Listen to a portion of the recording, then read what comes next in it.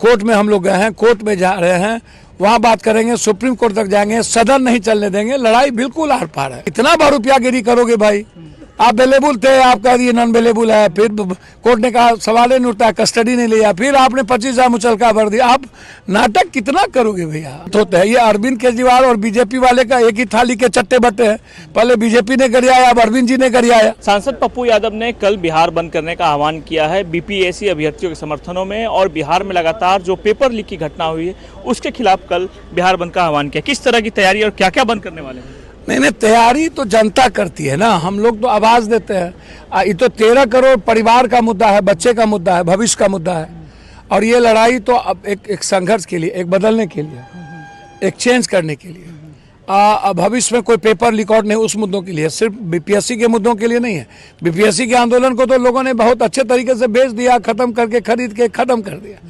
तो अब वो लड़ाई, बिहार बंद है, हम लोगों इंटरवेनर हम बने हैं, कोर्ट में हम लोग गए हैं, कोर्ट में जा रहे हैं, वहाँ बात करेंगे, सुप्रीम कोर्ट तक जाएंगे, सदन नहीं चलने देंगे, लड़ाई बिल्कुल आर पार है। पटना हाईकोर्ट में किस तरह की याचिका? हाँ, दायर किया ना, हम तो आपने देखा ना, हमारे लॉयर ने दायर किया है कि किस तरीके से 172 ही मात्र बंडल आया था 192 में, फिर जेमर नहीं था, फिर ईओ को देने के बाद नहीं हुआ, आर्थिक अपराध को देने के बाद भी कोई चीजें नहीं हुई। कई मुद्दे हम लोगों ने दिए हैं कि किस तरीके से क्या क्या हुए, क्या सेंटर पर कैसे लीकआउट हुए, सारे मुद्दे हम लोगों ने दिए।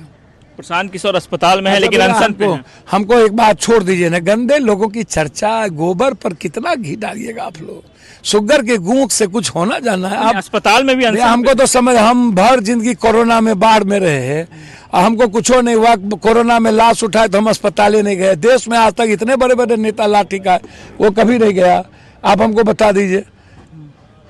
कभी आप कोई मुद्दा आप उठा करके बता दीजिए कि कभी नहीं गया। और आप कितना बार रुपयागिरी करोगे भाई? आप अवेलेबल थे, आप कह दिए नॉन अवेलेबल है, फिर कोर्ट ने कहा सवाल नहीं उठता, कस्टडी नहीं लिया, फिर आपने 25,000 मुचलका भर दिया। आप नाटक कितना करोगे भैया? क्या मतलब, भेज दिया आंदोलन को, उसके बाद भी नाटक करते हो? आपको समझ में नहीं आता ये बिहार है, ये दिल्ली नहीं है। बिहारी किसी को माफ नहीं करता, बख्शेगा भी नहीं, ऐसे लोगों के साथ कोई नहीं बख्शता। आपको नहीं लगता है कि अभ्यर्थियों का जो आंदोलन है वो जो राजनीति पार्टी जब उतरी तो अलग थलग पड़ गया? भैया हम तो जिंदगी भर लड़े हैं, यूपीएससी, बीपीएससी, एसएससी, हम तो चुनाव हारे एमपी का तो पटना का बाढ़ आ गया, एमएलए का हारे तो कोरोना आ गया। तो हमें तो कोई मतलब नहीं, हम तो अपनी लड़ाई लड़ते हैं। और इसमें हम बीपीएससी के बच्चों से हमने किसी से अपील नहीं की है। ये लड़ाई मेरी है और ये लड़ाई हम लड़ेंगे, क्योंकि पेपर क्वेश्चन लीक आउट हम नहीं होने देंगे। इसके लिए अनंत अनंत तक लड़ेंगे। अरविंद केजरीवाल का बयान आया जिसके बाद बवाल मच गया। अच्छा, बिहारी को तो इन लोगों ने गाली बना ही दिया ना, पूरे बिहार में, देश में। बिहार में भी हम लोग लात खाते हैं, हम लोग को मारता है, यहाँ भी हम लोग को गाली देता है, बाहरों हम लोग को मारता है, एग्जाम देने जाता है, नौकरी करने जाता है, जहाँ जाता है। तो ये गाली और लात खाने का जो इन लोगों ने हम लोग को छोड़ दिया है, और बिहारी अपमानित होते हैं। ये अरविंद केजरीवाल और बीजेपी वाले का एक ही थाली के चट्टे बट्टे हैं। पहले बीजेपी ने गरियाया, अब अरविंद जी ने गरियाया।